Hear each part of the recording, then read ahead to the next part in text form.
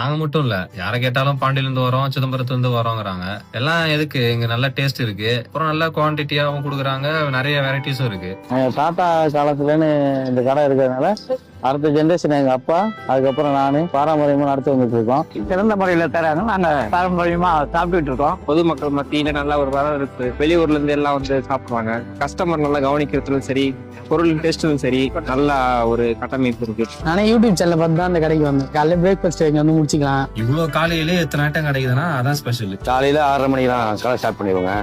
இது 25 வருஷமா இந்த கடை இருக்கு. மட்டன் வெள்ளை குருமா வந்து எங்க தாத்தா காலத்துக்கு உள்ளதுதான். அதை நாங்க அப்படியே கொண்டு வந்துட்டு இருக்கோம் அடுத்த ஜென்ரேஷனு. எனக்கு இங்க பிடிச்சது மட்டன் சுக்கு, மட்டன் சுக்கா, மட்டன் பெப்பர் கறி தான் பிடிக்கும். அப்புறம் இங்க வந்து பாத்தீங்கன்னா தவா roast, chicken pepper, mutton, beef, இது எல்லா ஐட்டமும் நல்லா இருக்கும்.